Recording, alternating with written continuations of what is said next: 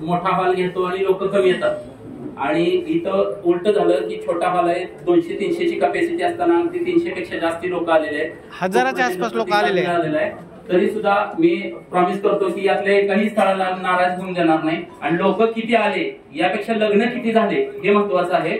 तरी सुद्धा अगदी मनापासून प्रॉमिस करतो की आता कार्यक्रमात जितके होता येईल एवढे बायोडाटाचं वाचन आपण करणारच आहोत. त्यातूनही ज्यांचं बायोडाटाचं वाचन राहील त्यांचं आम्ही ऑफिसमध्ये प्रत्येकाला फोन करून तुमची जी माहिती आहे ती माहिती आम्ही स्वतः ऑफिसमध्ये बसून व्हिडिओ करून आपल्या पश्चिम महाराष्ट्रातल्या तसेच मराठवाड्यातल्या सर्व शाखांमध्ये आपण ते अपलोड करणार आहे. प्लस तो व्हिडिओ तुमच्या ग्रुपवर पाठवला जाणार आहे. ज्या आता इथं उपस्थित आहे त्या सर्वांचा एक ग्रुप केला जाणार आहे. आणि अजूनही सांगतो की आता मला एक थोडीशी खंत वाटते की मी 20 वर्ष झालं स्पर्धा परीक्षा सेंटर चालवतोय. गेल्या लॉकडाऊन पासून माझ्या बऱ्याचशा विद्यार्थ्यांना तहसीलदार आहेत, तलाठी आहेत, कोण ग्रामसेवक आहेत, पोलीस मध्ये आहेत, मी त्यांच्याशी संपर्क साधू शकतो. त्यानंतर मला कोणाला सर आधी सांगायचं नाही तर ते अचानकपणे झालेला प्रोग्राम आहे. त्यामुळे बरीचशी स्थळं आपल्याकडे आहेत आणि एक शिक्षक असल्यामुळं पालक लोक खूप विश्वास ठेवतात आणि त्या मुलीचं शिक्षण पण तुम्हीच केलेलं आहे, नोकरीला पण तुम्हीच लावलेलं आहे, आता लग्न पण तुम्हीच बघा. अशा पद्धतीने आतापर्यंत करत होते. तर एक संधी मला चांगली मिळालेली आहे. तर माझ्या माध्यमातून फार नाही म्हणत पण एक शिक्षण क्षेत्रातले किंवा नोकरदार मुली माझ्या माध्यमातून तुम्हाला मिळू शकतील. आणि आज सगळ्यात महत्वाचं जे युवकांचं मी बघतोय गेले 2-3 वर्ष व्यसनमुक्ती केंद्राचं पण मी थोडंफार काम करतोय. तर लग्न उशिरा झाल्यामुळं मुलं व्यसनाकडे वळतात आणि काही उलट आहे, काही आधीच व्यसनाकडे वळलेले असतात त्यामुळे त्यांची लग्न उशिरा होतात किंवा काही होत पण नाही. तर अगदी मनापासून सांगतो की मी गेल्या 5 ते 6 वर्षात कितीतरी लोकांचं व्यसन कमी केलेलं आहे. बऱ्याच लोकांची दारू असेल, तंबाखू असेल तर ते पूर्णपणे कमी केलेलं आहे. 10-20% लोकांचं पूर्ण सोडलेलं आहे. तर एक कुणीही कुणाची फसवणूक करू नका. पहिली गोष्ट जे काही तुमच्या बाबतीत एक सांगतो की आज एखादी चूक तुम्ही लपवून ठेवली तर ती पुन्हा भविष्यात कळली तर पुन्हा तुम्हाला खूप त्रासदायक होईल.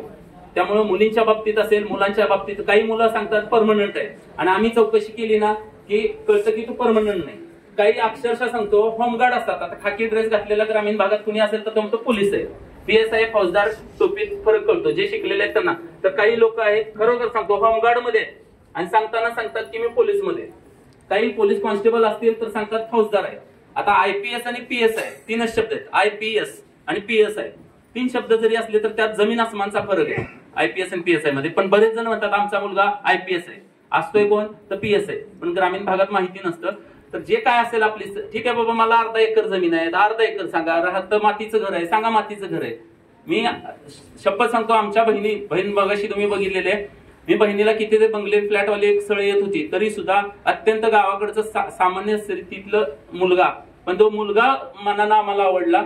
तो भावी काळात त्याचं अस्तित्व निर्माण करू शकेल अशा पद्धतीने आम्ही एक तहसीलदार झालेल्या BDO झालेल्या मुलाला दिलेलं आहे आमची बहीण. तर त्या पद्धतीने तुम्ही काय करा, कुठलीही काही फसवणूक कुणाची काही करू नका. जे काही परिस्थिती आणि मुलगा कुठलाही मी सांगतो आज प्रॉमिस करतो ह्या 2-3 मी आतापर्यंत समजत होतो बरं का, थोडा विषयांतर होतंय. मला वाटायचं 10 ते 20% मुलं व्यसनी असतील.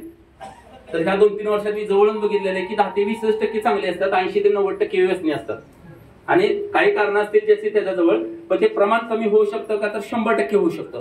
आणि काही लोकांना विनंती करतो की जर तुमचा मुलगा मुलगी जर खरोखर व्यसनी असेल, कधीतरी आधीमध्ये व्यसन करत असेल तर तेही आम्हाला सांगा. आणि मी असं आहे की नाही की 2 दिवसात एखाद्याची संपूर्ण हिस्ट्री काढायची म्हटलं ना तरी काढू शकतो. त्यामुळं माझ्याकडे तरी कुठल्याही पद्धतीची फसवणूक करणार असेल तर ते आपल्याला चालणार नाही. तुम्ही एखादं सांगा तुमच्याकडून अमुक चूक झालेली आहे, त्याच्यावर कसं पांघरून टाकायचं आणि कसं समोरच्याला समजून सांगायचं आणि तुमचं लग्न कसं लावायचं. कारण एखादी गोष्ट फसवून सांगण्यापेक्षा सत्य परिस्थिती आहे ती सांगून कधीही केलेलं चांगलं असतं. बरेच असतात की लग्न झालेलं मात्र घटस्फोट झालेला आहे, साखरपुडा मोडलेला आहे, अशा गोष्टी लपवून ठेवू नका. भावी काळात जर तुम्ही मुलाची दुर्गुण लपवून ठेवाल आणि लग्न करून द्याल तर ते ना घर का ना घाटका अशी अवस्था तिची होऊ शकते. जे काय करायचं ते सर्व सांगून करा, भले 2 वर्ष लग्न उशिरा होईल. ठीक आहे. तर पुढील कार्यक्रमाला चालू करतो. आणि अजूनही सांगतो कमीत कमी 50 बायोडाटे आहेत, मुली आहेत, फक्त थोडासा लेट होतोय. त्यामुळे मुलींच्या बायोडाटासाठी किंवा माहितीसाठी आले असतील त्यांनी गडबड करू नका.